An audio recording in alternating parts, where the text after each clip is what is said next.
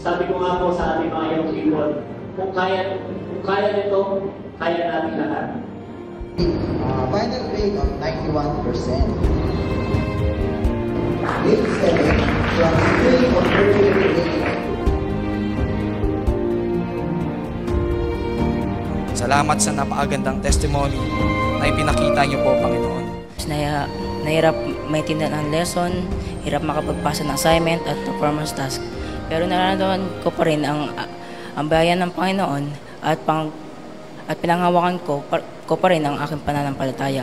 Gusto ko lang po talagang sabihin ay dahil sa Panginoon, nandito po ako sa harapan niyo, nagbabago ng aking testimony.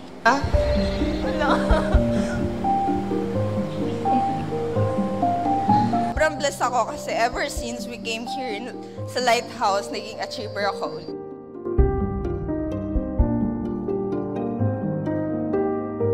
Totoo yung sinabi ni Pastor na aanhin mo naman yung mataas na grado kung malayo ko naman sa Panginoon. Yun lamang po. Sana sa mga estudyante kong katulad, huwag natin gawing dahilan ng pag-aaral natin na makasagabal sa paglilingkod sa Kanya. Kasi hindi naman natin magagawa lahat kung wala siya. Many hardships to go through, sleepless nights, disappointments, distresses, financial, mental, and downfalls. At it's okay to be weak and fall from time to time. And regardless of that, I will never forget what's the reason why I've been doing this, my goal and my purpose, which is to please God all throughout my study and also to my ministries. Ahin ang Panginoon sa aking buhay, kasunod ng pag-aaral. At dahil alam kong natutulungan niya ako na maabot ang aking pangarap sa kanyang kagustuhan at sa kanyang tamang oras.